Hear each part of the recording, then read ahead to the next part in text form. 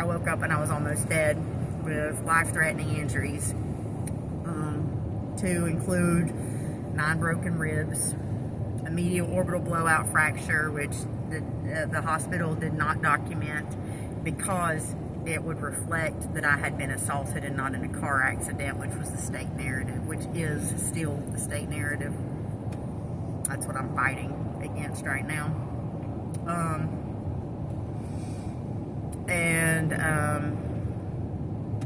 I had a broken left patella, which the hospital also, it notes it, but it says that it was an old injury. It was not. I never had a broken patella before I knew that my knee was fucked up. I had a lacerated spleen, a lacerated kidney, a ruptured, punctured lung. I had a brain bleed, a subarachnoid hemorrhage. I had to have stitches here. I had a huge laceration under my bottom lip that was like a star. I could stick my tongue all the way out through it. I had 7 loose front teeth. I had lacerations or abrasions straight around my throat. They also wouldn't document that. They wouldn't document the loose teeth. And eventually, soon, I will get on here and read the scientific impossibility evidence and stuff, all the stuff that I have, and I will get caught up to tell you guys what has happened, because I have made grids that lay out this scientific evidence. And so now what the state is doing is trying to mentally discredit me. They have sent me to get a psychological evaluation, where they were going to fabricate evidence against me. But I blasted that all over Facebook. I recorded the evaluation and blasted it and started filing complaints with the Tennessee Psychological Association and stuff like that. So this doctor did the right thing. He wasn't gonna, but he did for the moment. And said that I am capable, I'm not insane, that I am capable of my own defense.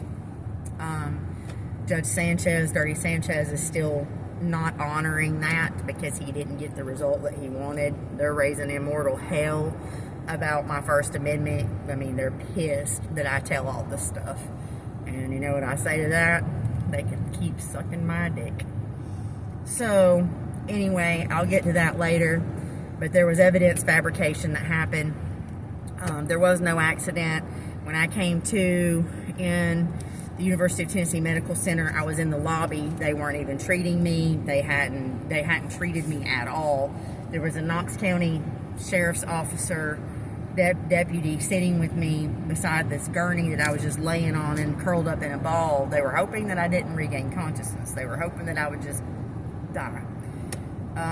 Wasn't supposed to get taken to the hospital. The employees did not do exactly what they were supposed to do. That's what they get for employing my daughter. So anyway, I regained consciousness, and I asked this officer sitting beside me, what has happened, and he says, found you in a car wreck drunk about 4:30 a.m. I said, that's not possible, but barely being able to talk, probably in hypovolemic shock, more than likely, from internal injuries.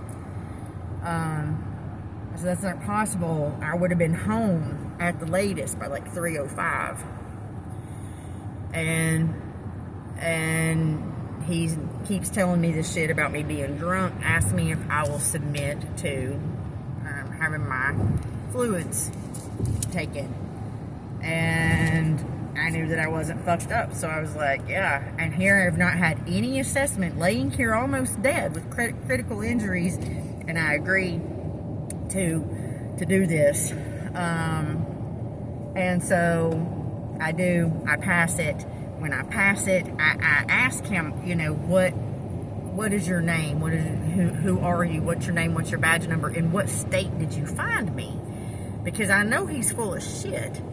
Even in critical condition, I know this man is fucking full of shit. And he stands up. He's just been told that, no, I wasn't drunk. He stands up and says, you can find that out when the crash report becomes available to you.